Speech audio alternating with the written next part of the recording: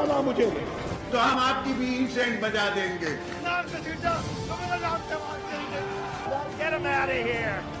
पाकिस्तान को इंशाल्लाह कुछ नहीं हो सकता। पाकिस्तान जिंदाबाद, पाकिस्तान जिंदाबाद।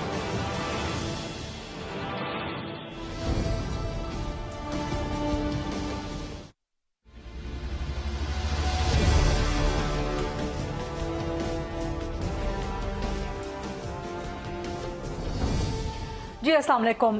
प्रोग्राम में बात करेंगे जो इस वक्त पॉलिटिकल सिचुएशन है, खासतौर पे अदम एतमाद के मामले को लेके, और पंजाब में लाहौर और इस्लामाबाद जिस तरह से सरगर्मियों का, मुलाकातों का गढ़ बना हुआ है। बज़ाहिर लग ये रहा है कि हुकूमत शायद प्रेशर में आ चुकी है, दबाव में आ चुकी है, क्योंकि मल्टीपल फ्रंट्स पे इस वक्त महाज खुल चुके हैं वज़ीर आज़म इमरान खान और उनकी गवर्नमेंट के खिलाफ। सिर्फ एक अपोजिशन की अदम एतमाद के लिए अपोजिशन की आपस की बैठकें ही काफी नहीं थी, और आज एक बहुत बड़ी बैठक हुई है एक बार फिर से जरदारी साहब, मौलाना साहब और शहबाज शरीफ साहब की, जिसमें फैसला तो ये होना था कि जो अदम एतमाद की डेट का तयन कर लिया जाए, किस तारीख को आनी है। लेकिन आज भी ये मुलाकात जो है नशिस्तन गुफ्तन बर्खास्तन हुई, क्योंकि फैसला बज़ाहिर सामने नहीं आ सका, और अभी भी इस चीज को वेग रखा गया है। और जो भी इस मुलाकात में शामिल थे लोग, उन्होंने बाद में बताया मुलाकात के खत्म होने के बाद कि जी अगले 2 रोज में वाज़े हो जाएगा कि तहरीके अदम एतमाद वज़ीर आज़म के खिलाफ किस दिन पेश करनी है। लेकिन अगर अपोजिशन की इसी इकट्ठ का, इसी बैठक का ही प्रेशर कम नहीं था, तो पंजाब में एक और प्रेशर ग्रुप वज़ीर आज़म इमरान खान के खिलाफ खड़ा हो गया है, जो पाकिस्तान तहरीक इंसाफ के अंदर से ही है। जहांगीर खान तरीन का ग्रुप, अलीम खान की उसके अंदर शिरकत, और इस वक्त वज़ीर आज़म इमरान खान की हिदायत पे गवर्नर सिंध अलीम खान को मनाने के लिए उनके घर पे मौजूद हैं, जिस वक्त हम ये प्रोग्राम रिकॉर्ड कर रहे हैं, और जो खबरें आ रही हैं कि जहांगीर खान तरीन को भी मनाया जाएगा। अब जो सारा दिन खबरें सामने आती रही हैं, उसके मुताबिक जो जहांगीर तरीन ग्रुप के साथ अलीम खान का इत्तेहाद हुआ है, अलीम खान ग्रुप का, तो उनका मकसद ये है कि पंजाब में तब्दीली लाई जाए और पंजाब में वज़ीर आला को तब्दील कर दिया जाए। और खबर ये भी आई कि ये जो JKT ग्रुप और अलीम खान ग्रुप है, ये विफाक में वज़ीर आज़म के साथ खड़ा रहेगा। लेकिन चीजें कहीं भी डामाडोल हो सकती हैं, क्योंकि जहांगीर खान तरीन जो कि इलाज के लिए लंदन में मौजूद हैं, वहां से भी खबरें आती रहीं कि उनकी नून लीग की सीनियर तरीन क़यादत से लंदन में मुलाकातें हुई हैं, और कल भी कोई मुलाकात शायद हो सकती है, इस किस्म की खबरें आ रही हैं। दूसरी तरफ परवेज इलाही वज़ीर आज़म के इत्तेहादी, उन्होंने आज बिटवीन द लाइन्स बड़ा अहम मशवरा दिया है और कहा है कि हालात हुकूमत के हाथ से निकलते जा रहे हैं, कोई बड़ा सियासी फैसला लेना होगा। अब ये किस किस्म के बड़े सियासी फैसले का मशवरा दिया है परवेज इलाही ने वज़ीर आज़म इमरान खान को, इसके बारे में कुछ जानबूझ करने की कोशिश करेंगे। और दूसरा, MQM ने भी बोलना शुरू कर दिया है। वो कह रहे हैं कि जी लोगों को, अवाम को फैसला करना पड़ेगा कि इमरान खान उन्हें बतौर हुक्मरान कबूल है या बतौर अपोजिशन लीडर। MQM ने तो ये भी कह दिया कि कबल इस वक्त अगर इंतखाबात होते हैं तो वो MQM के लिए बड़े मौजू होंगे।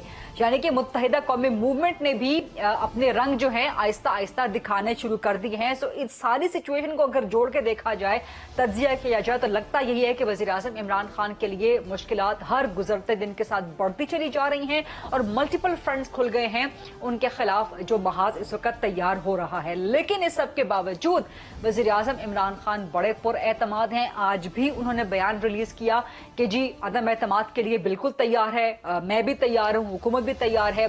जबकि हुकूमत दूसरी तरफ ये दावे करती हुई नजर आ रही है कि जी अदम एतमाद अगले 72 घंटों में टाइम फिश हो जाएगी। जबकि बिलावल भुट्टो जरदारी थोड़ी ही देर के बाद इस्लामाबाद की हुदूद में भी वो दाखिल हो जाएंगे, और कल इस्लामाबाद में जो इस वक्त तक प्लान है कि D चौक पर वो जलसा भी करेंगे। क्या धरना हो सकता है, और इन्हीं दिनों के दरमियान तहरीक अदम एतमाद आ सकती है कि नहीं आ सकती, तो इन सारे सवालात की जान परख करने की आज प्रोग्राम में कोशिश करेंगे। प्रोग्राम के फ्लोर को डिबेट, डिस्कशन, क्वेश्चन आंसर्स के लिए ओपन करते हैं। मेरे साथ मौजूद हैं पाकिस्तान पीपल्स पार्टी के सीनियर मरकजी रहनुमा चौधरी मंजूर अहमद साहब, जो कि बिलावल भुट्टो जरदारी के इस लॉन्ग मार्च के साथ साथ चल रहे हैं। मुस्लिम लीग नून से भी सीनियर मरकजी सरकर्दा रहनुमा है, बड़ी जबरदस्त तर्जमान है अज़मा बुखारी साहब, वो मुझे ज्वाइन कर रही हैं, और जनरल अमजद शुएब साहब सीनियर तज्जियाकार हैं, वो मुझे ज्वाइन कर रहे हैं। और थोड़ी ही देर में हमारे साथ होंगे पाकिस्तान तहरीक इंसाफ से गवर्नर सिंध इमरान इस्माइल। जैसे ही उनकी मुलाकात खत्म होती है तो उनसे भी कुछ जानने की, सवालात ले करने की कोशिश करेंगे। अज़मा बुखारी साहिबा, बार बार मुलाकातें हो रही हैं, बावजूद इसके कि अपोजिशन का प्रेशर बहुत ज्यादा बढ़ता चला जा रहा है हुकूमत पे, और मल्टीपल फ्रंट्स खुल गए हैं वज़ीर आज़म इमरान खान के खिलाफ, ना सिर्फ अपोजिशन की तरफ से बल्कि उनके अपने अंदर से भी।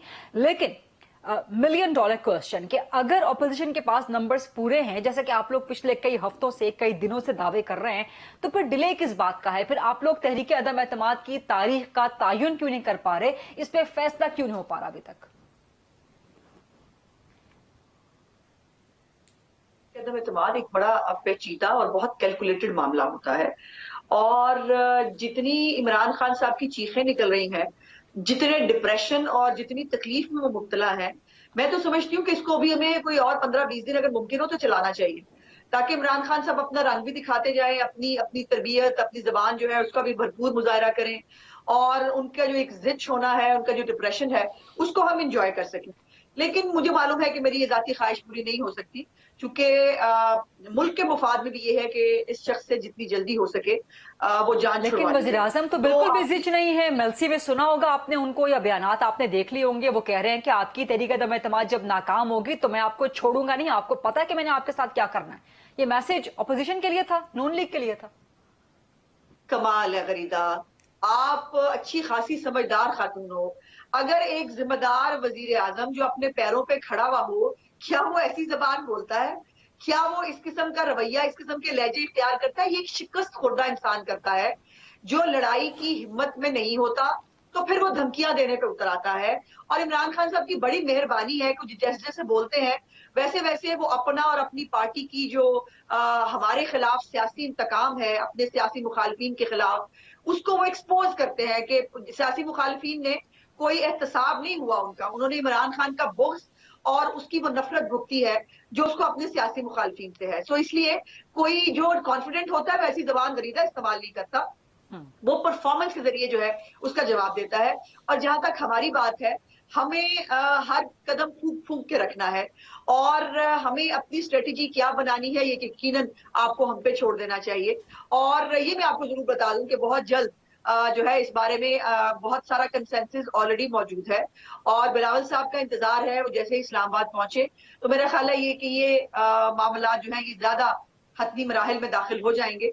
और इमरान खान साहब को 2-4 दिन मिले हुए हैं, गरीदा ले लेने दो, तुम भी जालिम खातून हो कि वो अगर 2-4 दिन इनको मिले हुए हैं, तुम कह रही हो नहीं नहीं जल्दी जल्दी इनको फारिग कर दे, तो चलो कोई बात नहीं, इनको 2-4 दिन अपोजिशन देना चाहती है वो ले लेने दें।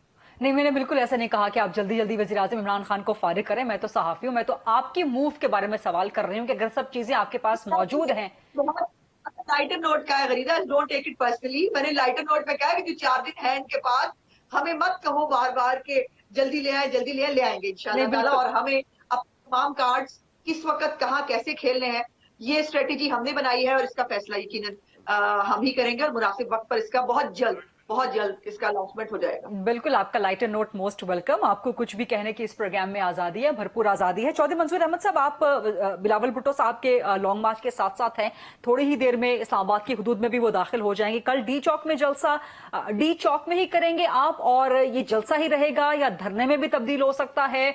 और अगर सब तैयारियां मुकम्मल हैं तो फिर बार बार की मुलाकातें जरदारी साहब की, मौलाना साहब की, शहबाज साहब की, बट डेट क्या है वो सामने नहीं आ रही। तो फिर किस चीज का इंतजार है, किस चीज का आप लोगों को खामी किस चीज में है, कमी कहां पे रह गई है? एक तो बुनियादी बात मैं कहना चाहता हूँ कि जो 2 मराहल थे हमारे जो पीपल्स पार्टी ने अपना डिसीजन किया था, उसमें आज एक मरला तो इस्लामाबाद पहुंचने का और कल जलसा तक का मुकम्मल हो जाएगा जी। और मैं समझता हूं कि दूसरा मरला फिर आएगा अपने इस्लामाबाद की तहरीक का जी।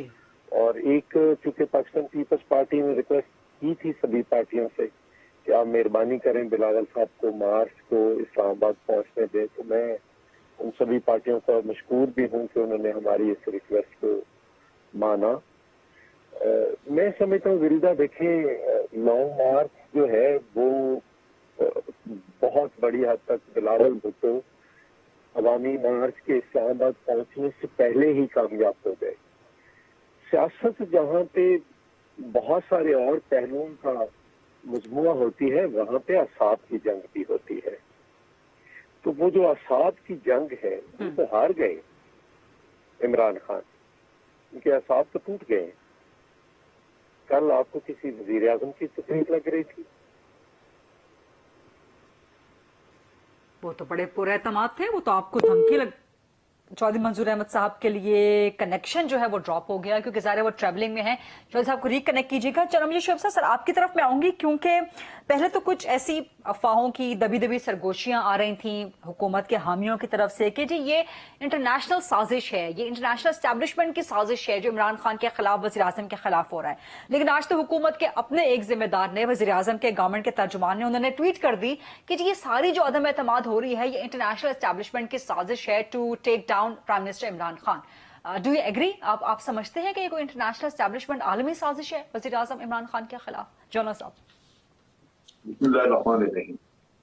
देखिए, बिल्कुल ये 100% शवाहिद इसके देने तो मुश्किल होंगे। वो हो सकता है कि इंटेलिजेंस एजेंसीज के पास हों या गवर्नमेंट के पास हों, लेकिन ये तो एक मुसल्लमा अमर है कि जब आपके अपने घर में जब मसाइल होते हैं तो बाहर एक्सप्लॉइट करने वाले तो लाजमन उससे फायदा उठाते हैं और वो उठाएंगे। इस गवर्नमेंट का मसला शुरू हुआ था जब इन्होंने कहा एब्सोल्युटली नॉट। ये चीजें हैं जो कि आपको डिप्लोमेटिकली कवर करनी चाहिए। उसका तरीकाकार फॉरेन ऑफिस जानता है उसको कैसे करना है। और जब आप अब मसलन कल भी जो इन्होंने तकरीर भी की, वो जो कुछ कहा फॉरेन पॉलिसी के बारे में वो जलसे में कहने वाला नहीं था। वो बातें सारी जो हैं वो आप फॉरेन ऑफिस पे छोड़ते, वो एक तरीकाकार होता है डिप्लोमेटिक, जैसे वो कह सकते हैं, उनको पता है। तो इन चीजों से जब आप डिफाइंस पे उतर आते हैं तो फिर आपके लिए मुश्किलात आती हैं। और उसमें इंटरनेशनल इंटरेस्ट आपको जब 22 सफीरों ने यहाँ पे लिखा था लेटर, तो इंटरनेशनल इंटरेस्ट तो वाज़ेह हो गया था कि क्या है, पाकिस्तान कहाँ खड़ा है और वो क्या चाह रहे हैं। तो इस वजह से, और फिर अभी उन्होंने एक टूर भी मंसूख कर दिया। ये भी जाना था, मोहित यूसुफ साहब ने इंग्लैंड जाना था, वो उन्होंने यकतरफा बगैर कोई बहाना, बगैर कोई वजह दिए उन्होंने कैंसिल कर दिए। तो इंटरनेशनल जो आपकी एस्टैब्लिशमेंट है वो तो बड़े वाज़ेह तौर पे आपके सामने है। इस मामले में किस हद तक मुलव्वस है ये आइंदा कुछ दिनों में पता लग जाएगा। हुकूमत अगर इतना वाज़ेह कह रही है तो उनके पास तो शायद सब शवाहिद भी हों। लेकिन मेरी अंडरस्टैंडिंग अपनी है कि लाजमन जो रास्ता हमने इख्तियार किया उसमें इंटरनेशनल जो एस्टैब्लिशमेंट है वो कभी भी ऐसी चीज बर्दाश्त नहीं करें। जैसे वापस आपकी तरफ भी आऊंगी, आपने बड़ा इंपॉर्टेंट स्टेटमेंट दिया, बट चौधरी मंजूर साहब आप साथ हैं हमारे? चौधरी मंजूर साहब, आपको आवाज आ रही है? जी अब आ रही। अच्छा चौधरी साहब, ये बताएं कि कल ये जलसा ही रहेगा पाकिस्तान पीपल्स पार्टी का बिलावल भुट्टो सरदारी का, या ये धरने में भी तब्दील हो सकता है ताकि 1-2 दिन का टाइम मिल जाए, वहां से तहरीक अदम एतमाद आ जाए, यहाँ से प्रेशर बिल्ड होता रहे, डी चौक पे पार्लियामेंट हाउस के बाहर आप लोग बैठे रहें? ये सिर्फ जलसा रहेगा या धरने में तब्दील हो सकता है? देखिए, मैं जो बात कर रहा था मैं इस पे भी आता हूँ आपके सवाल पे। वो वज़ीर आज़म बड़े पूरे एतमाद हैं जी, वो तो कहते हैं कि आपको पता नहीं कि मैं आपके साथ करूंगा क्या। जब वो बड़े पूरे इत्मीनान होते थे, जब एक इनिंग्स और पता नहीं कितने रन से मैच हार रहे होते तो वो दूसरे के भी पूरे इत्मीनान होते थे, लेकिन वो मैच हार रहे होते थे, एक इनिंग्स से ज्यादा का मैच हार रहे होते थे, 200 रन से मैच हार रहे होते थे, वो पूरे इत्मीनान हो जाते थे। पूरे इत्मीनान होना तो एक और बात है, लेकिन जमीनी हकायक को सामने रखना दूसरी बात है। मैं ये अर्ज करूं कि जब निकले तो खैरात बटने लगी और कहा कि नहीं ये तो सिंध है तो वहां से तो उनकी हुकूमत है, पंजाब में दाखिल होंगे तो पता चलेगा। फिर पंजाब में दाखिल हो गए, फिर जब पंजाब में दाखिल हुए तो फिर कहा नहीं जब सेंट्रल पंजाब में दाखिल हुए, फिर चीचावती, फिर साहिवाल, फिर अकाड़ा में खुद पत्तों की में था, फिर लाहौर पहुंचे हैं तो फिर इनके असाब ना सिर्फ जवाब देकर टूट गए। और जो इन्होंने स्पीच की है कल, वो किसी प्राइम मिनिस्टर की स्पीच आपको लगती है? वो किसी मिनिस्टर की स्पीच लग रही है? वो वहां पे खारजा पॉलिसी पे बात कर रहे हैं, और जो वजीर खारजा है वो वहां पे सिंध में फिर रहे हैं, अपने मुरीदैन के पास फिर रहे हैं, और कोई कहीं पे जलसे कैंसिल हो रहे हैं, जहाँ पे मुरीद थे वहां पे थोड़े बहुत हो गया, बाकी किसी जगह पे कोई हाल नहीं। तो मैं समझता हूँ कि अंदर से जो टूट फूट हो रही है पीटीआई की, ये एक लाजमी अमल है। लेकिन देखें, ये तो कल बिलावल साहब खुद ही अगला ऐलान करेंगे। आज उन्होंने लाला मूसा ने कहा कि गाली हम भी दे सकते हैं, लेकिन हम नहीं देंगे गाली, क्योंकि ये गाली देना कोई बहादुरी तो नहीं है। गाली तो आप उस लोग को देते हैं। अच्छा, यानी कि चौधरी साहब ये ऑप्शन मौजूद है कि पीपल्स पार्टी का जलसा धरने में तब्दील हो जाए जब तक कि तहरीक अदम एतमाद नहीं आ जाती। ख्याल, लेकिन जो आज मुलाकात हुई है, मुझे तो मुलाकात का भी नहीं पता, लेकिन मुझे जो आज मुलाकात हुई है उसमें कुछ फैसला हो गया होगा। जो कल तक सामने आ जाएगा। कल जलसा जब होगा जी। और वहां पे कोई अनाउंसमेंट हो जाएगी या उसके बाद अनाउंसमेंट हो जाएगी, बस अब कोई ज्यादा मेरा नहीं लंबा चलेगा उससे हाथ। अच्छा, लेकिन अगर सब चीजें तय हैं, मैंने अज़मा साहिबा से भी ये सवाल किया, कंसेंसस मौजूद है, तो फिर तारीख, अदम एतमाद की तारीख देने में फिर इतनी ताखीर? तारीखें नहीं ऐलान होता अदम एतमाद की, वो अदम एतमाद जमा होती है। ठीक है, चले वो जमा क्यों नहीं करवाई जा रही? वो एक जो आप लोगों ने रिक्विजिशन जमा करवानी है, वो क्यों नहीं हो रही फिर? मेरी गुजारिश सुनिए, सारे सिग्नेचर्स मौजूद हैं, जो कुछ उसका प्रोसेस है वो तय हुआ है। हाँ, वो उसमें कुछ नहीं, वो तो वो सर वो ऑपोजिशन ने सबमिट करवानी है ना, मेरी रहनुमाई फरमाते हैं वो ऑपोजिशन ने सबमिट करवानी है ना सेक्रेटरी स्पीकर को। ये नहीं होगा कि पहले ऐलान करें कि हम इस तारीख को जमा करा रहे हैं, वो आपके लिए खबर ब्रेक होगी कि बस वो जमा होगी। अच्छा, सरप्राइज देना चाहते हैं आप वज़ीर आज़म इमरान खान को? सरप्राइज नहीं होता, ये होता ही तरीकेकारी है। मैं भी पार्लियामेंटेरियन रहा हूँ, उसका तरीकेकारी यही होता है। उसमें कोई तारीखों के ऐलान नहीं होते, क्योंकि वो एक कानूनी और आईनी अमल है, तो उसको कानूनी और आईनी अमल के जरिए पूरा करना। अनाउंस हो गया है। अब बतौर वकील मैं ये तो नहीं कहूंगा कि वो कोई अपील थी जो टाइम बार्ड हो रही है, तो उसको जल्दी होना चाहिए। तो अपील का टाइम होता है ना अदालतों में, ठीक है, टाइम बार्ड तो नहीं हो रही। ठीक है, तो उन्होंने फैसला करना है और मैं समझता हूँ बहुत हद तक हमने बहुत लंबा सफर किया है। बिलावल साहब ने, वो बड़े जवान भी हैं और जवान हिम्मत भी है। जिस तरीके से उन्होंने हर जगह पे स्पीचेस करके रात के 12-12 बजे 1-1 बजे पहुंच के, अब रात को कल मुझे वाला वो 11:30-12 बजे पहुंचे हैं और लोगों का एक जमे गफीर था।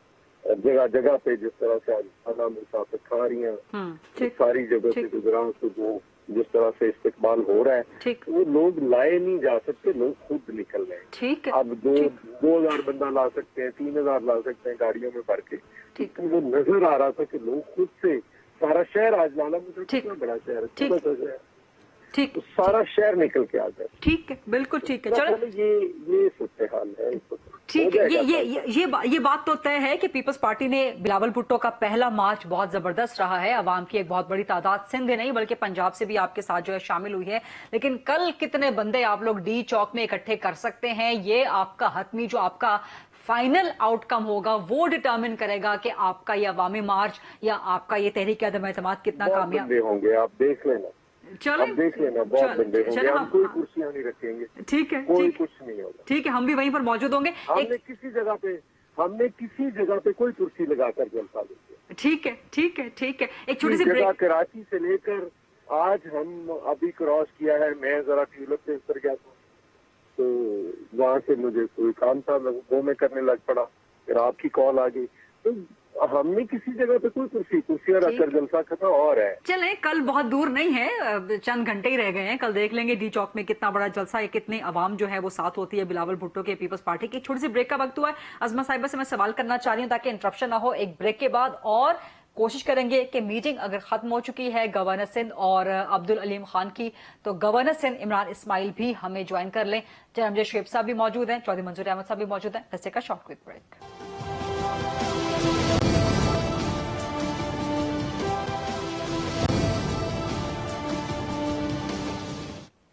जी, welcome back after the break. Programme में आज मेरे साथ मौजूद हैं जनरल मुझे शुएब साहब, अज़मा बुखारी साहिबा और चौधरी मंजूर अहमद साहब। अज़मा साहिबा, अब तो खैर खबरें भी आ गई हैं कि मुस्लिम लीग नून की राब्ते हुए हैं जहांगीर खान तरीन से, एक बार फिर से राब्ते हुए हैं। ये भी खबरें आई कि लंदन में भी कुछ अहम मुलाकात हुई है। बट ये जो पंजाब में एक नई डेवलपमेंट हुई है, जेकेटी ग्रुप के साथ अलीम खान ग्रुप का एक मर्जर हो गया है, बट वो अपने तौर पे पंजाब में तब्दीली चाहते हैं और आखिरकार वो हैं तो पाकिस्तान तरीके इंसाफ का हिस्सा ना, लेकिन वो ये भी कह रहे हैं कि जी हम वजीर आजम के साथ खड़े हैं। तो पंजाब में इस तब्दीली को नून लीग किस तरह से देख रही है? पंजाब में लाने के लिए तब्दीली आप लोग जेकेटी अब्दुल अलीम खान ग्रुप पे रिलाई कर लेंगे, लेकिन इन टर्न वो आपको मरकज में सपोर्ट ना करें, देन व्हाट? ये कैलकुलेशन कहां जाएगी फिर? देखिए गरीदा, ये अभी पंजाब के हवाले से तो मैं कोई बात नहीं कह पाऊंगी और कर पाऊंगी। ये अभी हमारा फोकस जो है वो नेशनल असम्बली के ऊपर है, और लेकिन ये जरूर है कि हमारे साथ मुख्तलिफ जो MPAs हैं वो भी राब्ते में हैं, मुख्तलिफ ग्रुप्स भी राब्ते में हैं। और ये बहुत लम्हा फिक्रिया है PTI के लिए कि जिनके अपनी इतनी बड़ी तादाद में MPAs जो हैं वो खुद इस पार्टी की एक तो ओनरशिप के ऊपर उसके ऊपर बात कर रहे हैं, प्लस वो जो है गवर्नेंस के जो मामलात हैं उसके ऊपर वो बात कर रहे हैं। सो अभी मैं किसी भी तरह से कोई हतमी गुफ्तगू ज़ाहिर है टॉक शो पे नहीं कर पाऊंगी, क्योंकि बहुत सारी चीजें बैकग्राउंड में चल रही होती हैं और वो एक मुनासिब वक्त पर जो है। लेकिन नून लीग की उसका तरफ से एक्सेप्टेंस है कि किया जाए। पंजाब में अगर तब्दील लाई जाए तो जेकेटी ग्रुप अलीम खान ग्रुप में से कोई हो जाए, बट आफ्टर ऑल वो होंगे तो पीटीआई के ही लोग ना। नहीं तो देखिए, अगर एक बड़ा ग्रुप है और अगर इसी तरह उनके एमएनए जो हैं वो भी अगर इमरान खान साहब के खिलाफ वोट डालना चाहते हैं, और ये भी आपको जहन में रखना चाहिए कि 27 लोग जो हैं वो आजाद तौर पर जीत के आए थे पंजाब के अंदर। जहांगीर तरीन साहब के जहाज पे बैठ के उन्होंने पंजाब हुकूमत बनाई थी। तो इस बात को जहन में रखिए, आजाद जो उम्मीदवार जो इस सिंबल पे जीत के नहीं आए हैं उनके लिए ये उस तरह से लीगली जो है वो बाइंडिंग नहीं होगा। सो इसके ऊपर बहुत सारी चीजें हैं जो हम देख रहे हैं, कर रहे हैं। लेकिन एक दो बातें जो जरूर मुझे अब जो है वो जनरल साहब की जरूर रिस्पॉन्ड करनी है। जनरल साहब इतने माशाल्लाह सीनियर जो है वो आदमी हैं, लेकिन मुझे हैरत हुई कि जनरल साहब तक ये खबर नहीं पहुंची कि एब्सोल्युटली नॉट जो है वो तो कोई फिनोमेना था ही नहीं।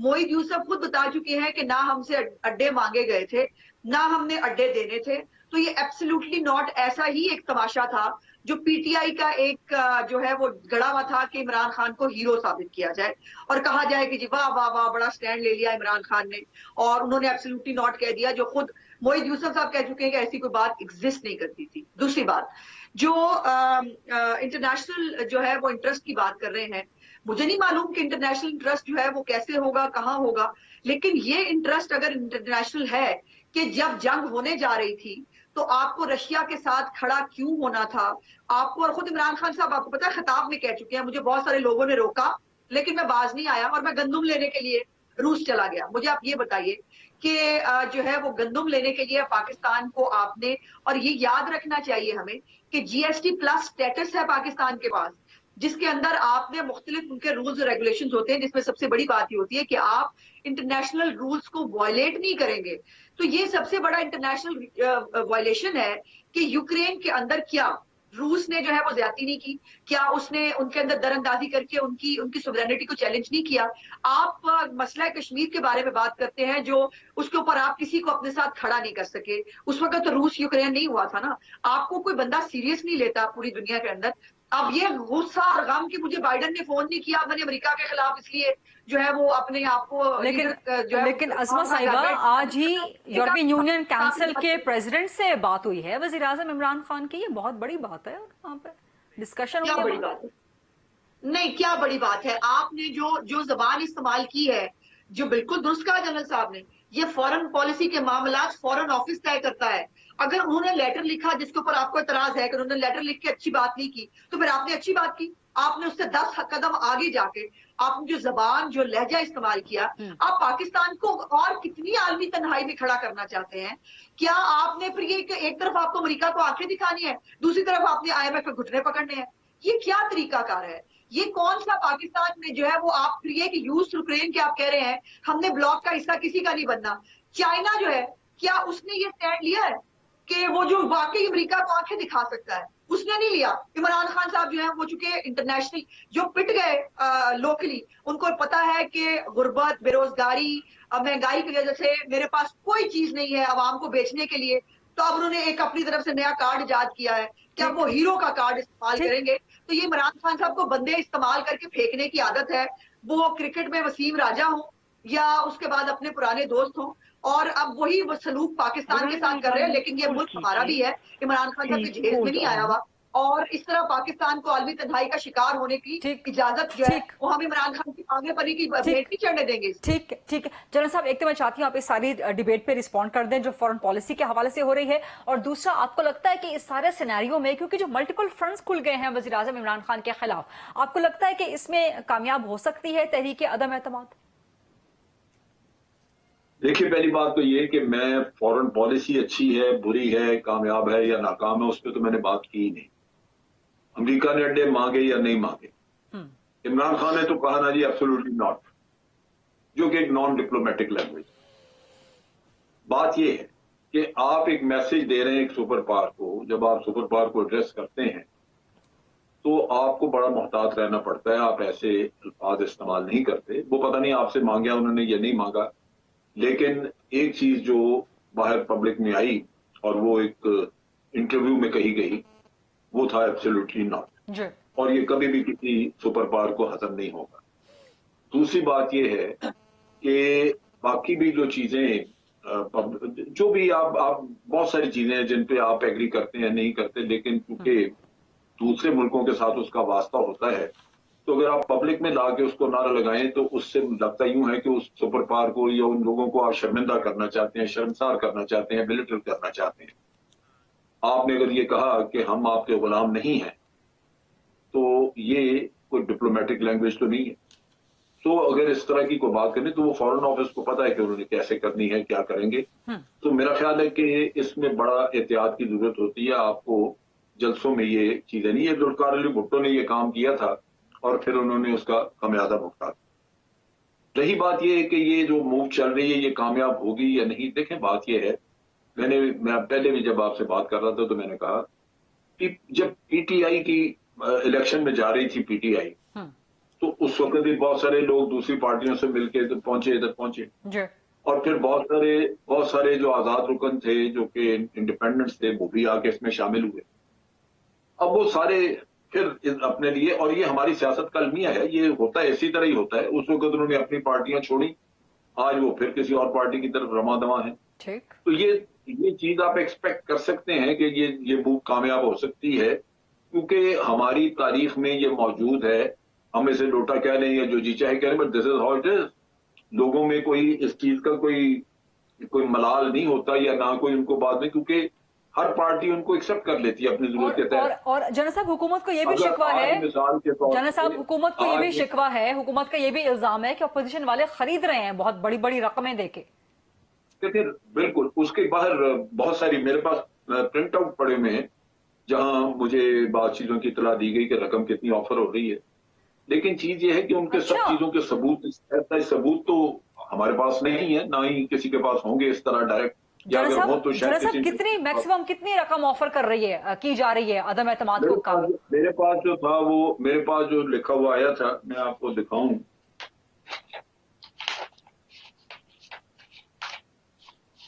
उसमें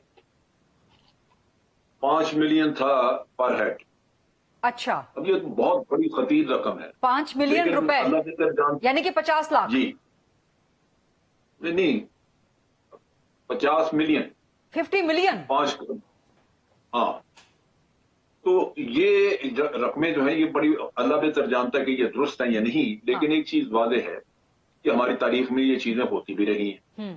अब इसमें सारा किस्सा ये है कि यहाँ पे जो लोग फसली बटेरों की तरह फिरते हैं, जो कभी एक पार्टी में और दूसरे उनको पार्टियां वापस एक्सेप्ट भी कर लेती हैं अपनी जरूरत के तहत, तो वो कामयाब हैं। ठीक, वो क्यों ना करें ये? ठीक, वो कामयाब हैं। उनको पहले पीटीआई ने भी कबूल किया, उससे पहले पीएमएलएन ने किया हुआ था। मुशर्रफ के साथ से 100 से ज्यादा आदमी वो पीएमएलएन में चले गए। बहुत सारे लोग 70 के करीब वो जाके तो पीपल्स पार्टी में शामिल हो गए। ना उस वक्त उनको ख्याल आया, ना पीटीआई को ख्याल आया, ना किसी और को आया। तो चीज ये है कि यही लोग हैं, ये फिरते फिराते रहेंगे इसी तरह हर दफा अपनी, उनका कारोबार यही है, शायद उनका काम यही है। उनके लिए ये ऐसे मौका कोई निकल आए तो उनको फायदा है। तो इसलिए पॉसिबिलिटी है कि ये कामयाब हो जाए। ठीक है अज़मा साहिबा, ये जनरल साहब ने बड़ी इंपॉर्टेंट बात की है कि उनके पास कुछ फिगर्स आए हैं जिसकी तस्दीक, जिसके सबूत शवाहिद तो फिलहाल सामने नहीं है, लेकिन ये सर्कुलेट कर रही हैं चीजें। हुकूमत ने तो बाकायदा इल्जामात लगा दिए। जनरल साहब ने कहा कि उनके पास जो एक पेपर आया है उस पर फिगर मैक्सिमम जो है 50 मिलियन का ऑफर किया गया है। What would you say about that Azma Bukhari साहिबा? और ये कोई नई बात नहीं है, सेनेट में यही चलता है सब चीजों में। देखिए, पहली तो बात यह है कि ये जो मैंने भी देखी है, लेकिन हमें ये जो है ये हुकूमत की तरफ से ये फीड हुई थी, ये खबर जो जनरल साहब तक भी पहुंची है, और हमें तो ये पता चला है कि यहाँ पर जो है वो तो करोड़ों रुपए के तरक्याती फंड्स के नाम के ऊपर जो है वो लोगों को पैसे दिए जा रहे हैं, अपने एमएनएस एमपीएस को वो करने के लिए। जो याद होना चाहिए, इमरान खान के मुताबिक कोई सियासी रिश्वत होती थी। हुकूमत का काम गरीदा इल्जाम लगाना नहीं होता, हुकूमत का काम सामने लेके, अब भूल भुलैयों में बात ना करें, डायरेक्टली बात करें, बता दें कि जी कौन सी इंटरनेशनल साजिश, कौन से मुल्क ने कहां से पैसे भेजे, किसको मिले। हमारे पास तो जहर खाने को पैसे नहीं है, हमने किसी को क्या पैसे देने हैं। हमारे से टिकट जरूर मांगा जा रहा है, जो जिसके बारे में हम देख रहे हैं, जहां हमारे पास कोई गुंजाइश है वहां पर जिन लोगों से हमने वादा किया उनको टिकट दी भी जाएगी। एक तो ये बात जरूर जहन में रखें कि ये पीटीआई के कोई अपने लोग नहीं थे। ये पहले क्यू लीग बनाई गई नून लीग को तोड़ के, और उसमें ये लोग इंडक्ट किए गए। उसके बाद जो है वो फिर अपनी अपनी पार्टियों में कुछ लोग वापस चले गए, पीपल्स पार्टी में वापस चले गए, कुछ हमारे पास वापस आ गए। मेरा सवाल जनरल साहब से ये है कि इमरान खान की जबान, जो लैंग्वेज की बात वो कर रहे थे, उनका जो तकब्बुर, उनकी जो नाहली और नालायकी है, वो कौन कब तक बाय करेगा? क्या वो लोग जो बहुत मोतरफ थे इमरान खान को लाने के लिए, एक ओनली चॉइस समझते थे, क्या इमरान खान की तमाम इस कारकर्दगी और इस हुकूमत की ये जो गवर्नेंस की तरीकाकार है, उसके बाद क्या वो उसका बोझ लेने के लिए तैयार है?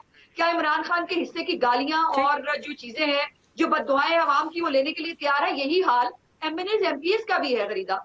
वो नस्लों से इलेक्शन लड़ते आ रहे हैं, उनके दादा लड़ते थे, फिर बाप लड़ता था, आज बेटा लड़ा है, उसका आगे उसका बेटा लड़ेगा। तो मुझे ये बताइए कि इमरान खान की कारकर्दगी का बोझ वो क्यों उठाए? क्या अगर इमरान खान ने आटा चीनी चोरी की है, उसकी प्राइस उसने जो है वो कहां से कहां पहुंचा दी, 3 गुना कीमत कर दी। पेट्रोल जो है वो बकौल, अब कल आपने देखा ना, पेट्रोल जो है वो पहले वो कहते हैं महंगाई की वजह से मुझे नींद नहीं आती है, उन्होंने फिर कहा दुनिया का सबसे सस्ता मुल्क है पाकिस्तान। तो गलत तो नहीं कहा आसमा साहिबा, इस वक्त दुनिया भर में जो है 130-150 बैरल पे पहुंच गई है, डॉलर बैरल पे पहुंच गया है तेल, लेकिन पाकिस्तान में तो सस्ता कर दिया ना प्राइम मिनिस्टर ने। कमाल करती हैं आप, 12 रुपए बढ़ा के जो है वो 10 रुपए सस्ता कर दिया। जब गुंजाइश मौजूद थी, जब हम कह रहे थे कि पेट्रोल 84 पे भी गया था एट ए टाइम, उस वक्त इमरान खान साहब ने पहले 5 रुपए, फिर 7 रुपए, फिर ऐसे पेट्रोल बढ़ाया। उस वक्त जो है वो नई पेट्रोल की कीमत कम की, और अब खुद कुछ बम्बार साबित हुए हैं पाकिस्तान की पोजीशन पे। वो अपने नहीं, तो आप लोगों की गवर्नमेंट अगर आ जाती है, लेट्स सपोज अज़मा साहिबा, let's suppose hypothetically speaking, let's suppose it कि अगर आप लोग इमरान खान को गिरा देते हैं, तो आप लोग वापस पेट्रोल ले जाएंगे 84 पे? दिल पे हाथ रख के बताएं। नहीं नहीं, कमाल है, ऐसे नहीं होता ना। यही तो मैं कह रही हूँ, इमरान खान साहब इस वक्त जो है वो तबाही पे वो कह रहे हैं, वो देखे ना उनकी जबान पे भी आपने देखा कि मैं हूं तो ठीक है, वरना यहाँ पे सब तहस नहस कर दूंगा। वो पाकिस्तान की भविष्य की भी तहस नहस करने को तैयार है, पाकिस्तान की खारजा पॉलिसी को भी तहस नहस करने के तैयार है, वो हर चीज को तहस नहस करने के लिए तैयार है। अच्छा, जब इंटरनेशनल देखिए हमारे, इन्होंने जो डीवैल्यू किया है ना, गरीदा आपको समझने की जरूरत है, devaluation of the rupee is the main problem. इन्होंने जो अब पाकिस्तानी रुपी को ये 176 रुपए पे, और अब फिर उसकी कीमत बढ़ रही है डॉलर की, फिर से ये तमाम अज़मा साहिबा, वही मसला है ना, मुझे एक ब्रेक पे जाना है। वही मसला है कि अगर आप लोग इमरान खान को गिरा भी दें, जो भी नई गवर्नमेंट आएगी वो सारा मुद्दा डालेगी पिछली हुकूमत पे, अवाम को तो रिलीफ नहीं मिलेगा ना। ऐसे नहीं होता। हमने ये नहीं किया था गरीदा बीबी, हमने दहशतगर्दी भी खत्म की थी, हमने लोड शेडिंग जो है वो भी खत्म की थी, हमने इंफ्रास्ट्रक्चर भी डेवलप किया था, जो हमने वादे किए थे पूरे किए थे। मैं एक बात कह दूं, हमारे दौरे हुकूमत की और पीपल्स पार्टी के दौरे हुकूमत ने दी, एवरेजली 10 मरतबा $100 से ऊपर पेट्रोल की प्राइस गई, लेकिन चूंकि उस वक्त वैल्यू रुपए की नहीं गिराई गई थी, तो कभी इस कीमत पे पेट्रोल नहीं बिका पाकिस्तान में। तो ये इमरान खान की वजह से हो रहा है। अच्छा, मुझे एक ब्रेक लेने दें, मुझे एक छोटी सी ब्रेक लेने दें। चौधरी मंजूर साहब भी काफी देर से वेट कर रहे हैं, वापस आते हैं जी ब्रेक के बाद, ताकि इंटरप्शन ना हो। चौधरी मंजूर साहब से भी सवाल करते हैं, अज़मा बुखारी साहब भी मौजूद हैं, और जनरल अमजद शोएब साहब से भी सवाल करने हैं। स्टे विद अस।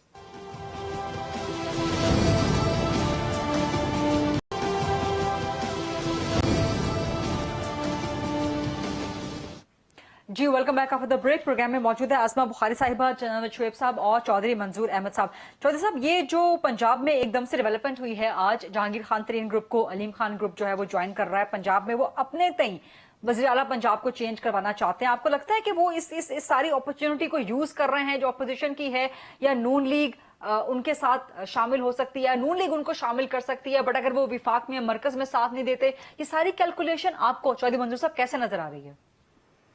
देखिए, सियासत में एक वक्त होता है, आप मिट्टी को हाथ लगाते हैं तो सोना बन जाती है। फिर आप पे एक वक्त वो आता है, आप सोने को हाथ लगाते हैं वो मिट्टी बन जाता है। ये टाइम आ गया है इमरान खान साहब, अब ये कितने सुराखों को बंद करेंगे और कहां कहां से बंद करेंगे? अभी एक सामने आया ना, कल परसों देखने कितने ग्रुप्स अंदर से उठकर सामने आते हैं, जो लोग दबे होते हैं, जो लोग अपनी ख्वाहिशात का इजहार नहीं कर पा रहे होते, इधर उधर बोलना शुरू होते हैं, उधर सामने बोलना शुरू हो। लेकिन चौधरी साहब, जो अनाउंसमेंट आई है जेकेटी ग्रुप अलीम खान की तरफ से भी, वो कह रहे हैं जी हम वजीर आजम के साथ खड़े होंगे, विफाक में तब्दीली के लिए हम साथ नहीं देंगे। नहीं, वो देखिए ना, वो अगर पंजाब में कह रहे थे हाँ। तो इमरान खान करेंगे? ये ऐसे ही होता है, कोई ऐसा मुतालबा होता है जो नहीं मानने वाला हो, फिर उसके बाद वो कह रहे हैं कि इस आप बात नहीं मानते तो हम भी नहीं मानते। एक बात मैंने गरीदा और करी जी। देखिए, खारजा पॉलिसी होती है ना, उसमें मजाक नहीं होती। आप पहले ट्रंप के आगे पीछे भंगड़े डालते फिर रहे थे, आपको उसने डिसीव किया कश्मीर के इशू पे, वापस आकर आपने कहा कि मुझे तो लगा वो उसने फांसी की पेशकश की, वो बेसिकली डिसीव कर रहा था और आप डिसीव हो रहे थे और आप कह रहे थे ऐसे लगता है जैसे मैं वर्ल्ड कप जीत के आ गया। वो कश्मीर चला गया हाथ से और फिर उसके बाद क्या किया ट्रंप से? कुछ भी नहीं, बल्कि वो तो तालियां बजाता रहा, मोदी के साथ खड़ा हो। तो दूसरी तरफ चाइना, आपने सीपैट पे वो करके कुछ उसको फारग कर दिया। चाइना जो ये विजिट हुआ है इमरान खान साहब का, प्रेसिडेंट शी इनसे इंडिविजुअली नहीं मिला, तो दो जगह पे मिला, एक डिनर पे और एक तस्वीर उतरवाने पे, वरना नहीं मिला। तो आप 180 दर्जे का जाविया तब्दील करके आप रशिया पहुंच गया। रशिया किस टाइम पे पहुंचे? आप कल को कह रहे थे कि वेस्ट के अंदर मुझे बड़ा पता है, ये है। आप बिल्कुल आप एक रिवर्स ले रहे हैं। आपने उनको नुकसान क्या किया? आप मल्टी जो देखिए ना, भुट्टो साहब ने पाकिस्तान की खारजा पॉलिसी के अंदर नई शिफ्ट लाए थे। उन्होंने कहा था कि ये सिंगल डायमेंशनल खारजा पॉलिसी नहीं चलेगी, मल्टी डायमेंशनल। उन्होंने मिडिल ईस्ट को एंगेज किया, उन्होंने चाइना को एंगेज किया, उन्होंने रशिया को एंगेज किया, उन्होंने अमेरिकन को एंगेज किया।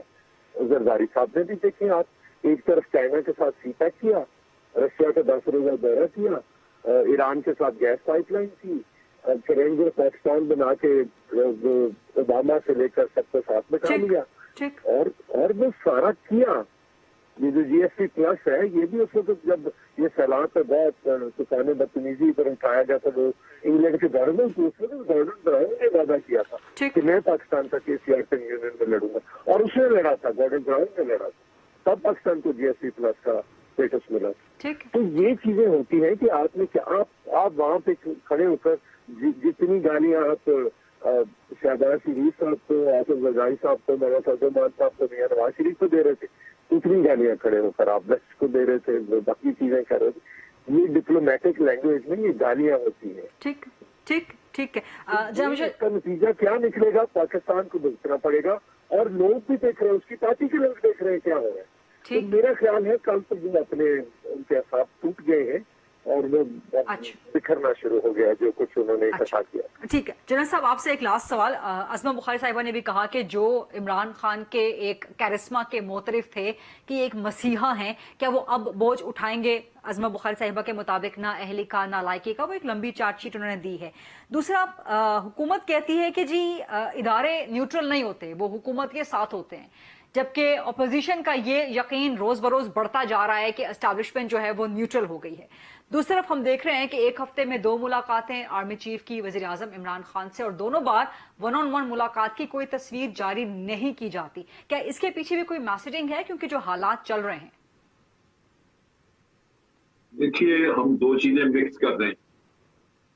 जब हम ये कहते हैं कि एस्टैब्लिशमेंट हुकूमत के साथ है, तो हुकूमत के हर हुक्म को माना जाता है। आईनी तौर पे वो जो भी कुछ कहें वो आपको मानना है, उसके लिए तो कोई और बहाना किया ही नहीं जा सकता। जहां न्यूट्रलिटी की बात आती है वो है पॉलिटिक्स का किस्सा। पॉलिटिक्स में अगर कहीं किसी का कोई रोल है तो वो नहीं होना चाहिए। अगर ISI सियासत में कहीं दखल दे रही है तो वो गलत है, वो नहीं देना चाहिए। और अगर आज वो आप दखल नहीं दे रहे, और जो मैं समझता हूं कि देखें, पीछे ज़िमनी इलेक्शन हुए और ज्यादातर ऑपोजिशन ने जीते, और ऑपोजिशन जीती तो सारे फेयर थे इलेक्शन। उस वक्त क्यों नहीं किसी ने कहा कि जनाब एस्टैब्लिशमेंट दखल दे रही? तो मेरा ख्याल है कि ये एक मिथ है, लेकिन बासूरत अगर ये परसेप्शन भी थी तो परसेप्शन को खत्म हो जाना चाहिए, क्योंकि आर्मी का या एस्टैब्लिशमेंट का या आपकी इंटेलिजेंस का, ISI का सियासत में कोई रोल है नहीं। अगर वो रोल किसी न किसी वजह से बने तो मैं समझता हूं कि वो दुरुस्त नहीं है। उससे आपके लिए मसाइल पैदा होंगे, परसेप्शंस खराब होंगी, जो कि सर आप क्या समझते हैं, आप क्या समझते हैं कि आज एस्टैब्लिशमेंट पॉलिटिकली न्यूट्रल है? आप क्या समझते हैं कि आज हमारे अवाम है, अगर जंग में हमारे अवाम हमारा साथ देंगे तो हम सक्सेसफुल होंगे, और वो हम अवाम का साथ लेने के लिए अवाम के अंदर परसेप्शन का दुरुस्त होना इंतहाई जरूरी है। फरीदा जी, अजमा साहिबा। फरीदा बिल्कुल दुरुस्त कह रहे हैं अमजद शेख साहब, और ये सिर्फ पाकिस्तान नहीं, हर एक फौज जो है वो अपनी कौम की सपोर्ट और उसकी मोहब्बत के सिर के ऊपर खड़ी होती है, और यही पाकिस्तान की फौज के साथ भी होना चाहिए और यही होता है। ठीक, लेकिन ये परसेप्शन नहीं है शेख साहब, हमारी पाकिस्तान की तारीख बहुत तल्ख है। आग जहां होती है जनरल साहब, धुआं भी वहीं से निकलता है। 2018 के इलेक्शन से पहले, बल्कि वो अंपायर की फिर मैं हकीकत बताऊं, मियां साहब को हुकूमत करनी आनी चाहिए, मियां साहब को भी हुकूमत करनी नहीं आती। क्या फौज ने कहा था कि आप सुप्रीम कोर्ट पे हमला करें? मियां साहब के काम अगर मैं गिनवाऊं तो आपको पता लग जाए कि उनको भी हुकूमत करनी नहीं आती। चलें, ये प्रोग्राम का टाइम इस वक्त खत्म हो चुका है, वरना ये जो डिबेट है सिविल मिलिट्री रिलेशनशिप की, गवर्नमेंट्स की, एस्टैब्लिशमेंट की, इस पे किसी और प्रोग्राम में डिबेट कंटिन्यू कर लेते हैं, बट चूंकि टाइम बहुत कम है, माजरत अजमा साहिबा, माजरत जौना साहब की आपको इंटरप्ट कर रही हूँ, बट टाइम बिल्कुल खत्म हो चुका है and we have to run this programme at 10 o'clock। बहुत बहुत शुक्रिया चौधरी मंजूर अहमद साहब, जनाब शुएब साहब और असमा बुखारी साहिबा। ये था आज का programme. I see you tomorrow इंशाल्लाह। अल्लाह हाफिज।